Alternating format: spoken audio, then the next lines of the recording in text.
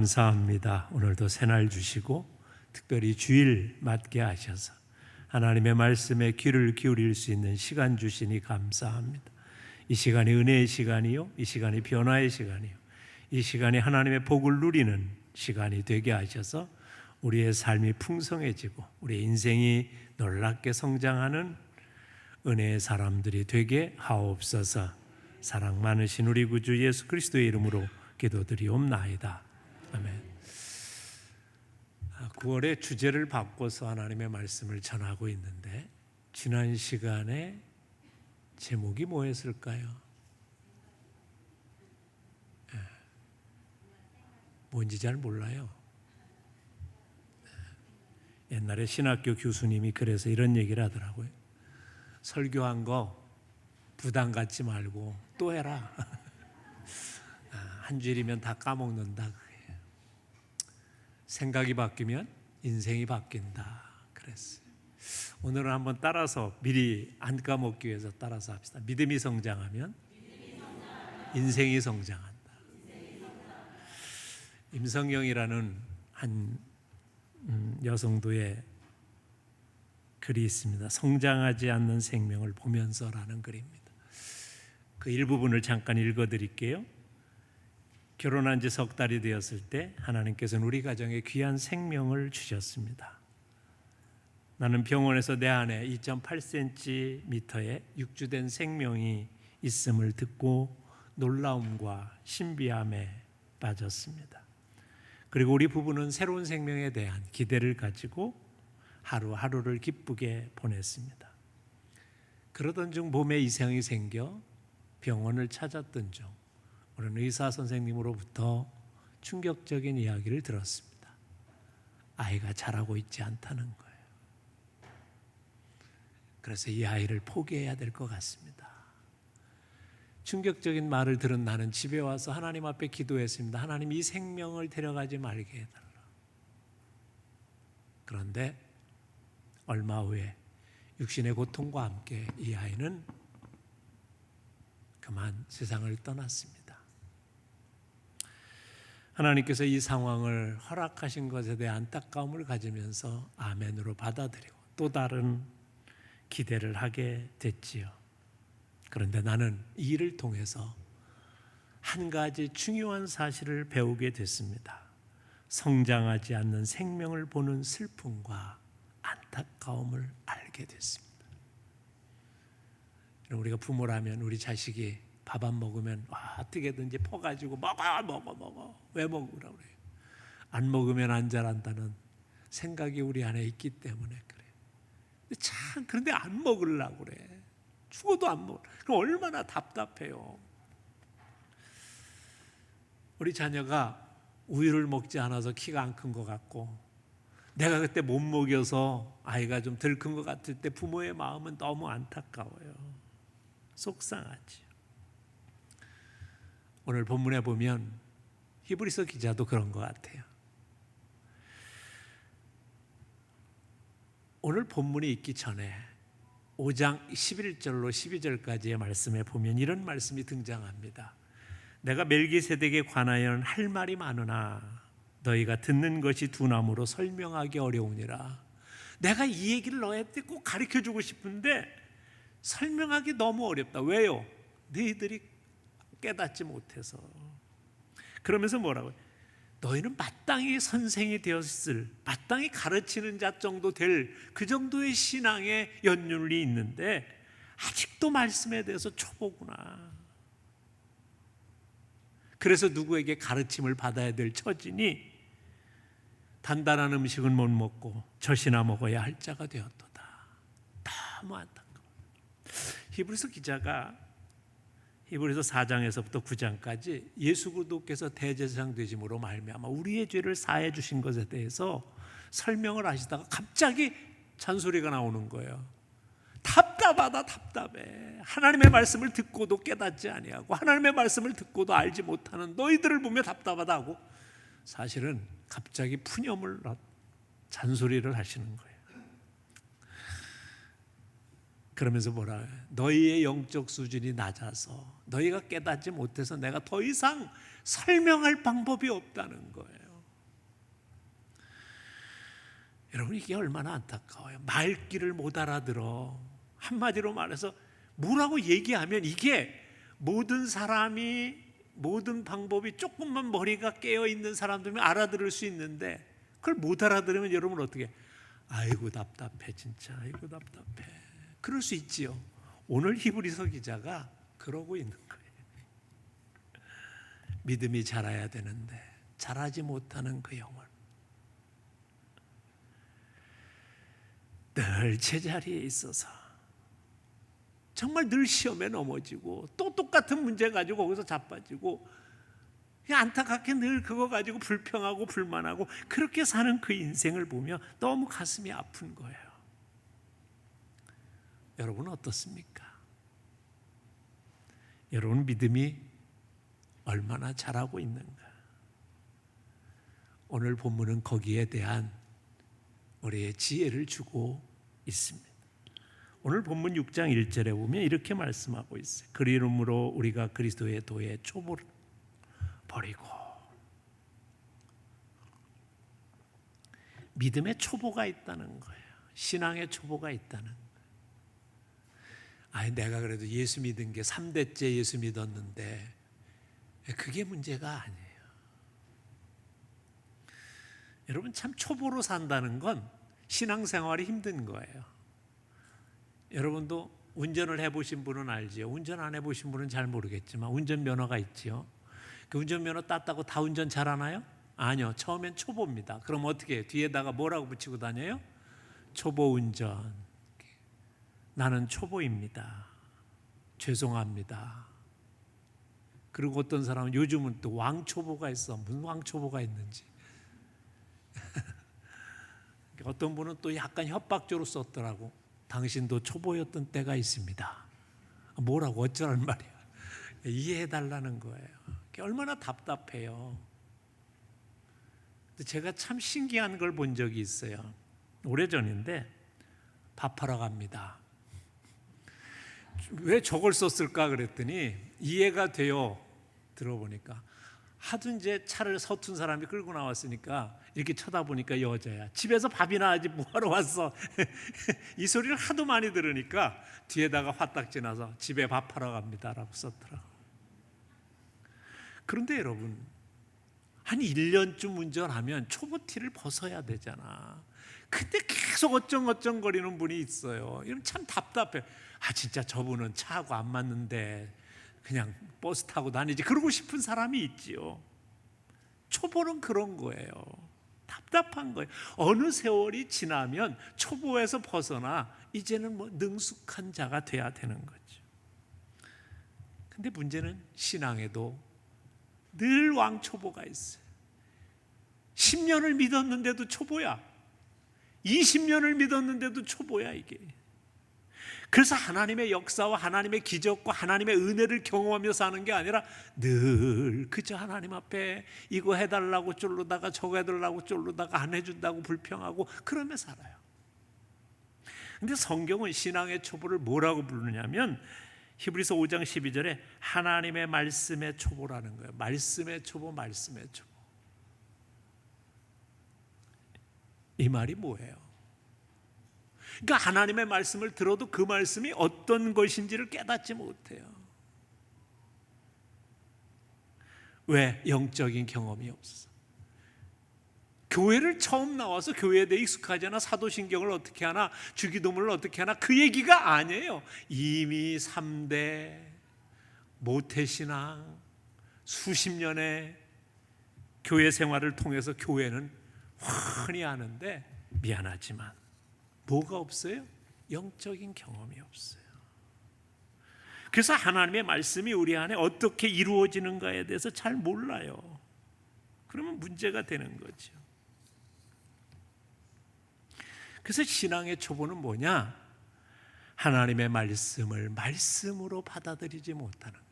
그러니까 이렇게 설교를 들어도요. 제가 지난주 설교 왜 물어봤냐면 말씀에 대한 이해가 없으니까 뭐 했는지 잘 몰라. 그리고 이렇게 생각해. 아유 예배 드렸다 오늘. 예배 드렸으니까 하나님이 봐주실 거야. 이 정도예요. 그냥. 히브리서 5장 13절은 이렇게 얘기합니다. 의와 말씀을 경험하지 못한 자가 신앙의 초보다. 경험하는 거예요. 말씀이 살아있고 운동력이 있어 내 삶에 이루어지는 것이 느껴지지 않는 거예요. 그 기도의 능력, 기도의 응답의 역사가 체험이 없어요. 성령님이 나와 함께 하시면 내가 어떻게 하나님의 은혜를 경험하게 되고 하나님의 사랑 안에 살 수 있게 되는지 잘 몰라요. 주님이 나를 오른손으로 붙들어 준다는 얘기가 뭔지를 몰라요. 위로가 안 되는 거죠. 두려워하지 마. 내가 너를 붙들어 줄게. 몰라 이게 무슨 뜻인지. 그게 위로가 안 되는 거예요, 말씀이. 어느 성도님이 평생 처음 수술을 받으러 가게 됐어요. 그 걱정이 되잖아요. 처음 수술이니까. 저한테 와가지고 목사님 기도 좀 해주세요. 그래서 제가 기도를 해줬어요. 기도를 해준 다음에 제가 이런 얘기를 했어요. 수술에 들어갈 때는 혼자 들어갑니다. 식구도 못 들어가고 아무도 못 들어갑니다. 그때부터 기도하십시오. 하나님께 나를 붙들어 달라고, 친구가 달라고. 당부해서 보냈어요. 근데 수술한 후에 이분이 찾아왔어요. 그러면서 저한테 이런 얘기를 해요. 목사님, 수술장에 들어가려는데 얼마나 떨리는지. 처음이니까. 그리고 여러분, 수술하러 들어가려면 이렇게 죽어도 책임은 의사가 안 지고 누가 져? 내가 진다. 이렇게 다 사인을 해라고 그래요. 그 혼자서 수술단에 들어가서 이제 마취로 하려면 대기를 해요. 앞에 수술 환자가 있으면 거기서 대기를 해야 되거든. 그럼 대기를 하는데 얼마나 떨려. 기도했대. 하나님 앞에, 하나님 나 이번에 좀 살려주시면 내가 열심히 신앙생활도 하고 뭐 별거 다 했겠지 거기서. 근데 갑자기 두 눈에 눈물이 흐르더라는 거예요. 처음, 평생에 처음. 신앙생활한 지 수십 년 됐는데 처음 눈물이 흐르면서 갑자기 주님이 내 애를 콕 안아주시는 것 같은 느낌. 그러면서 마음이 평안해지고 다음에 수술의 일정이 걱정이 안 되더래. 목사님 신비한 체험을 했어요. 평생 처음 깨달은 거야. 바로 그게 영적인 체험이에요. 이제 신앙의 초보를 간신히 벗어나기 시작하는 단계에 이르는 거죠. 여러분 그런 영적 체험을 한 적이 있어요? 하나님의 말씀을 들어도 무슨 뜻인지, 생각이 바뀌면 인생이 바뀐다는 게 도대체 뭔 얘기인지 가슴에 오지도 않고 머릿속에만 들렸다가 나가면 그 사람이 왜 그래요? 말씀의 초보이기 때문에 그런 거예요. 말씀은 뭐라고 그랬어요? 살아있고 운동력 있다고 그래서 그게 아무에게나 일어나는 일이 아니에요. 하나님을 받아들인 자, 믿음이 내 안에 생긴 자에게 그런 역사가 일어나서 이 짧은 시간이지만 이 은혜의 시간 속에서 우리의 심령이 새로워지고 역사가 일어나는 놀라운 축복이 일어날 수 있는 거예요. 저는 여러분이 말씀의 초보에서 벗어날 수 있길 주님의 이름으로 축원합니다. 신앙의 초보에서 벗어날 수 있게 되길 주님의 이름으로 축복합니다. 오늘 성경은 또한 이렇게 얘기해요. 6장 2절에 완전한 대로 나아갈지니라. 이제 초보가 아니라 완전한 대로 가야 된다. 이 완전한이라는 말은 텔레오테스라는 단어를 쓰는데 성숙한 상태가 된다. 성장하게 된다. 믿음의 진보가 일어나게 된다. 완전한 대로 나아가게 된다. 그런 뜻이에요. 근데 우리가 오늘 본문을 더 자세히 읽어보면 이런 말이 있어요. 죽은 행실을 회개함과 하나님께 대한 신앙과 세례와 안수와 죽은 자의 부활과 영원한 심판에 관한 교훈의 털을 다시 닦지 말고.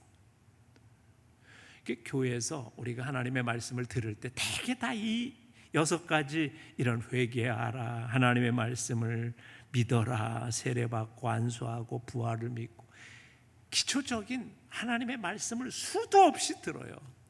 근데 여러분은 뭐예요? 제가 삭개오 얘기를 하면 이거는 내가 500번은 들었다. 아브라함 얘기를 하면 이건 1000번은 들었다. 뭐 이렇게는 생각할 수 있어요. 근데 그 아브라함의 일생을 통해서 내가 받는 변화, 삭개오의 인생을 통해서 내가 주는 그 하나님의 은혜를 얼마나 경험하며 우리가 하나님의 말씀을 듣고 있는가 하는 거예요. 이게 중요하다는 거죠. 오늘 믿음의 진보라는 건 그거예요. 성경의 지식을 그냥 아는 것으로 끝나지 말고 그것이 내게 경험되어져 내 삶에 확인되어지고 내 삶에 그것이 느껴지는 그런 삶이 돼야 된다는 거예요. 그래서 성경은 우리의 믿음의 진보가 어디까지 이루어져야 되냐를 이렇게 설명합니다. 에베소서 4장 13절에서 우리가 다 하나님의 아들을 믿는 것과 아는 일이 하나가 돼요. 우리 알잖아요. 예수 그리스도로 말미암아 구원받고 하나님의 자녀가 됐고 천국 백성 된다. 그냥 막연히 알아요. 그런데 오늘 중요한 얘기를 하십니다. 온전한 사람을 이루어 그리스도의 장성한 분량이 충만한 데까지 이르러야 된다. 그러니까 예수 그리스도께서 우리에게 행하셨던 일들을 기억하며 5천 명을 먹으실 때도요. 여러분 가만히 생각해 보세요. 5천 명을 보시면 예수님이 뭐라고 그랬어요? 민망히 여기셨다. 불쌍함이 있어요. 배고파하는 자들, 굶주린 자들. 그 마음이 있어야 믿음이 성숙한 거예요. 5천 명을 먹으실 때 얘들아 제자들아 니들이 먹여라 그러니까 빌립 같은 사람은 아이고 예수님 돈이 있어야 먹이지요. 대뜸 그랬어요. 200데나리온은 있어야 되는데 에이 적어도요 3천만 원은 있어야 5천 명 먹이지 어떻게 먹여요. 믿음의 수준이 아니에요. 근데 예수님은 뭐라고 그랬어요? 하늘 우러러 축사하시고 어린아이 도시락 하나 놓고도 하나님이 이루실 줄을 믿고 우리의 믿음의 수준이 하나님을 그 정도의 하나님으로 볼 줄 알아야 되는 그 믿음이 있어야 역사가 일어나는 거지. 우리같이 째째하고 우리같이 의심하고 우리같이 염려하는 그 수준의 믿음을 가지고는 아무런 역사도 일어나지 않는다.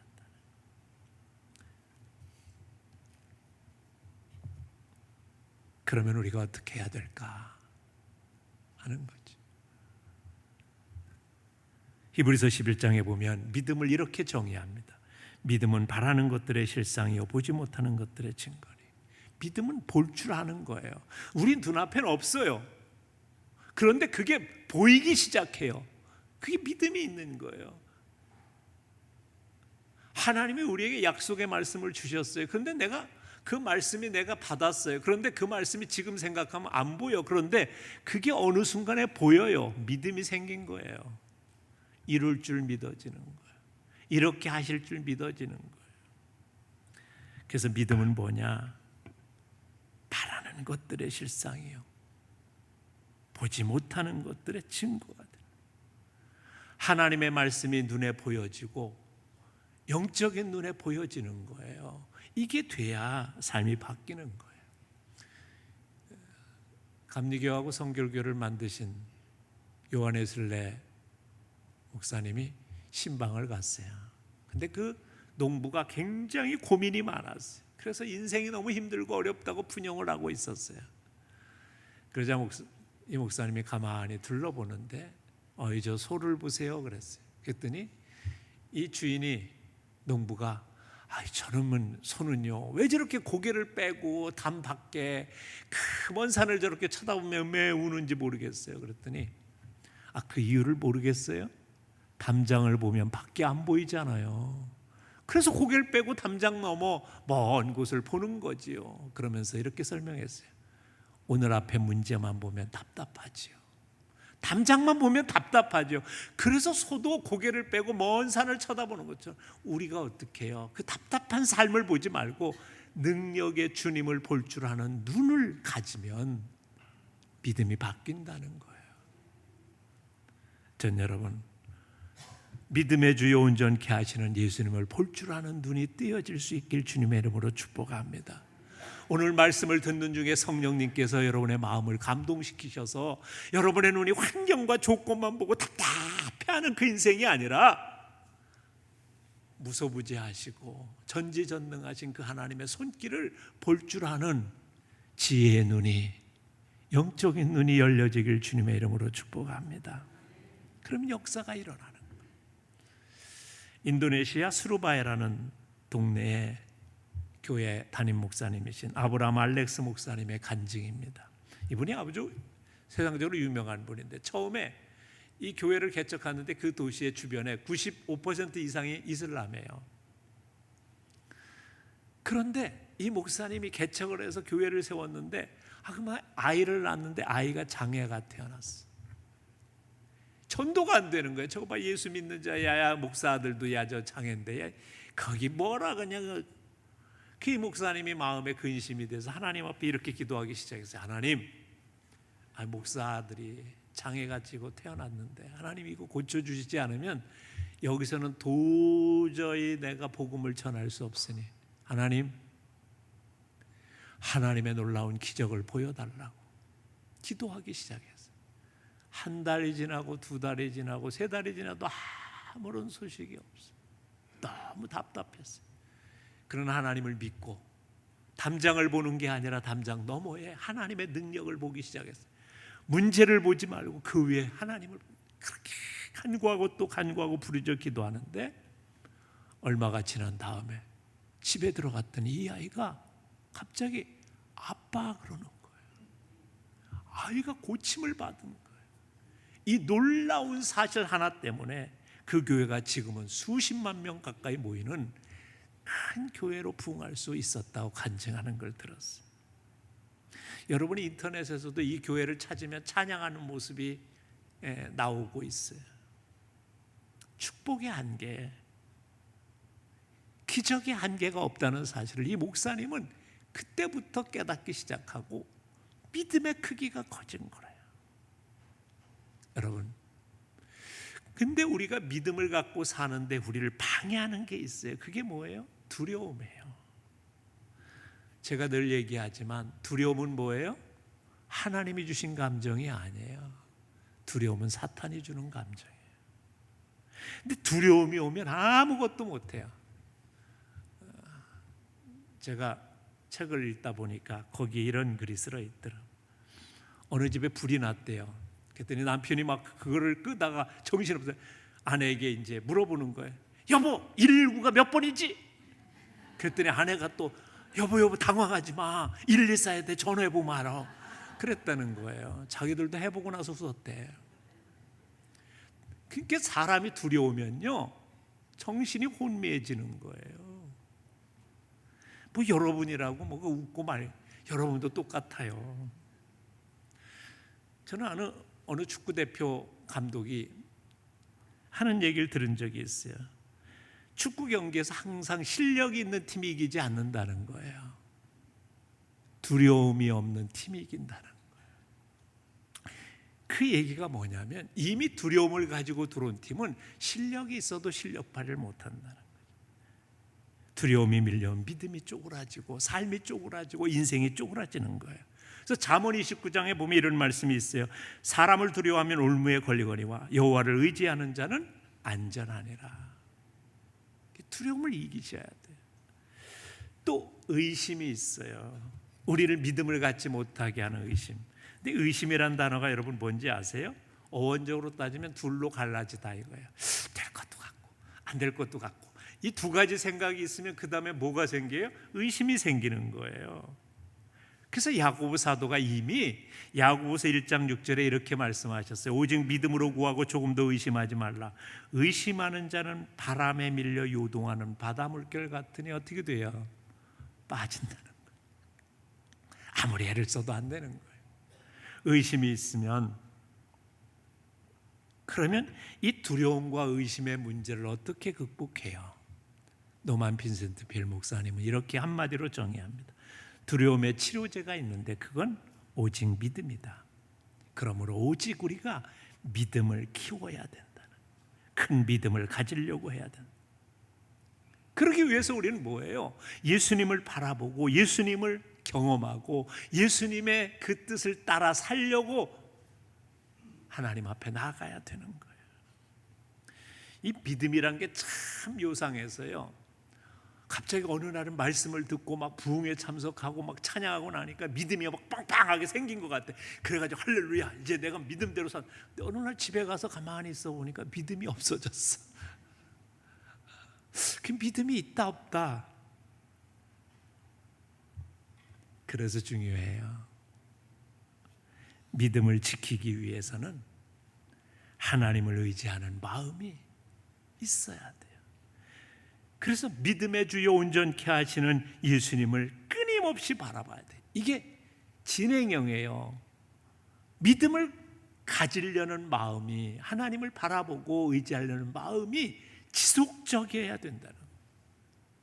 그래서 이게 훈련되면 나중에는요, 우리가 영적으로 승리하는 사람이 될 수 있는 거예요. 우리 어렸을 때만 해도요, 놀이기구가 별로 없었어요. 놀이터도가 있는 것도 아니고. 그래서 맨날 노는 게 뛰어노는 거야. 그러면 그 다음에 어디 멀리 가는 거야. 자주 그래서 우리 동네 아이들과 또 동네 형들과 같이 멀리 가면은요, 철길을 따라서 이제 영내다리라고 그런 다리를 갑니다. 근데 가면은 철교가 있어. 그냥은 막 잘 걸어가는데 철교는요, 여러분 밑이요, 붕성붕 떨어져. 철교를 걸어보지 못한 분들은 이해가 안 돼. 제가요 거기 가가지고 우리 형들은 막 착착 걸어가는데 나는요 한두 걸음 뛰고 나니까 무서워서 못 하겠어. 밑이 晃 뚫렸는데 그걸로 떨어지면 난리 나는 거잖아. 그래가지고 딱 서가지고 못 가고 벌벌벌 떨고 있으니까 우리 동네 형이 와가지고 손을 딱 잡더니, 야, 이거 앞만 보고 한 걸음 한 걸음 걸어가면 괜찮아. 근데 손을 잡아주니까 그래도 간신히 뛰어가지고 어줌어줌하면서 철교를 건넜어요. 근데 한 번 건너고 나니까 이거 괜찮은데? 그러고 나서 그 다음부터요, 2번 걷고 3번 걷고 나중엔 뛰어다녔어요, 그 위를. 안 믿어지세요? 신앙생활이 그런 거예요. 우리가 영적으로 한번 승리하고 나면 그 다음부터 영적인 실력이 생겨요. 그래서 2번, 3번, 4번 이 영적인 경험이 쌓이기 시작하면 나중엔 뭐예요? 사탄이 아무리 우리를 공격해와도 내가 넉넉히 이기느니라. 그래서 사도 바울이 그런 거예요.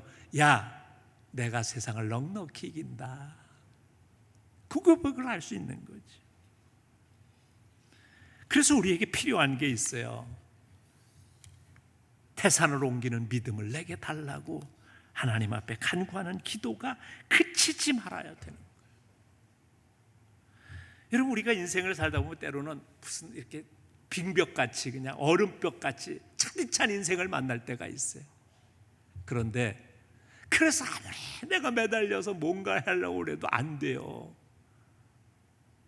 그런데 이 빙벽도요, 봄바람이 따뜻하게 불어오기 시작하면 언제 있었냐도 살이 없어져. 우리 지금 여름이 엄청 더워요. 에어컨 없이는 못 사는 것 같은 이 여름이지만 언제 보세요, 아침부터 약간 선선해지지요. 조금 있으면 제가 예언합니다. 한 달만 지나면 시원해질 거야. 그걸 기다릴 줄 아는 거예요. 믿음의 사람은 하나님이 역사하시면 인생이 새로워진다는 걸. 그래서 너는 내게 부르짖으라. 내가 내게 응답하겠고 내가 알지 못하는 크고 은밀한 것을 내게 보이리라. 이 여러분, 세월만 알면 안 돼요. 시간 그래, 한 달 지나면 시원해질 거 나도 알아요, 그러지요. 믿음도 그런 거예요. 하나님이 세월이 지나면 하나님의 역사가 이루어진다는 걸 아는 믿음의 사람은 확신할 수 있는 거예요. 의심하지 않는 거예요. 인도네시아 선교사, 한국 선교사님이 이제 선교를 하러 갔는데 어느 마을에 가서 믿음을 신앙 전도를 했어요. 그래가지고 예수님이 몇 명이 예수님을 믿게 됐어요. 참 핍박이 심해요. 왜냐하면 이슬람이 거의 85%가 이슬람이거든요. 그렇기 때문에 얼마나 힘든지 몰라. 도시에는 좀 기독교인이 있지만 시골에는 없어요. 그런데 그 몇 명의 교인들이 너무 간절하게 신앙생활을 하니까 선교사님이 교회를 져줬어요. 짓고서 이제 그곳에서 사역을 하는데 동네 사람들이 얼마나 핍박하는지 몰라. 근데 어느 날 비가 막 오고 그랬는데 언덕에 있는 그 나무가요, 하나 큰 나무가, 아름드리 나무가 교회 쪽으로 이렇게 싹 기울었어요. 동네 사람들이 봐라, 하나님이 지들이 이제 하나님이 진노하셔서 니네 교회 이제 무너진다 막 그러고 조소하고 비난했어. 그 선교사님이 얼마나 마음이 졸였겠어요. 하나님, 처나무 우리 교회로 쓰러져서 어떻게 어렵게 진 교회 무너지면 우리는 이제 전도 못합니다. 하나님 도와달라고, 하나님 도와달라고 계속 기도하는데 얼마가 지나가지고 바람이 부는데 그 나무가 교회 쪽으로 이렇게 기울었던 게 홀라당 뒤집혀가지고 반대쪽으로 탁 잡아졌어요. 그래가지고 교회를 가장 핍박하는 그 집이 팍 무너지고 핍박하던 그 남자가 죽어버렸어요. 동네 사람들이요 두려움에 빠졌어요. 그리고는 다 교회 나와서 요즘에 한 1,000명 모이는 교회가 됐다고 그런 얘기를 들었어요. 지금도 이 말씀을 들으면서 저거 뭐 어떤 얘기인가, 우리 목사님이 어디서 그냥 들었는지 그런 분이 있을 거예요. 제가 믿음의 초보는. 근데 어떤 분이 이럴 거예요. 할렐루야, 하나님의 역사가 일어났습니다. 저는 여러분들이 하나님의 자녀로서 믿음의 초보로 살지 말고 믿음의 완전한 자로 살아갈 수 있게 되길 주님의 이름으로 축복합니다. 이제 말씀을 마치려고 합니다. 여러분의 믿음의 수준은 어떻습니까? 말씀을 들으면 그 말씀이 아멘, 그래요, 내가 그렇게 되겠습니다, 그게 믿어져요? 아니면 설교 시간이니까 그냥 듣는 거지, 그런 정도입니까? 우리 주님이 너무 안타까워하세요. 잘하지 않는 우리의 모습을. 우리 마지막으로 한번 다 같이 고백하고 마치겠습니다. 믿음이 성장하면 인생이 성장한다. 인생이 성장합니다. 믿음이 풍성하면 인생이 풍성해진다. 인생이 풍성해집니다. 우리 한 1분간만 통성으로 기도하는데, 하나님, 내 믿음이 가만 보니까 초보네요. 내 믿음이 정말 성장하게 하셔서 오늘의 문제 앞에서 좌절하지 말고 미래를 볼 줄 아는 눈이 생기게 하옵소서. 우리 다 같이 자기 음성이 자기 귀에 들릴 수 있을 정도로 하나님 앞에 간절히 간구하며 기도합니다.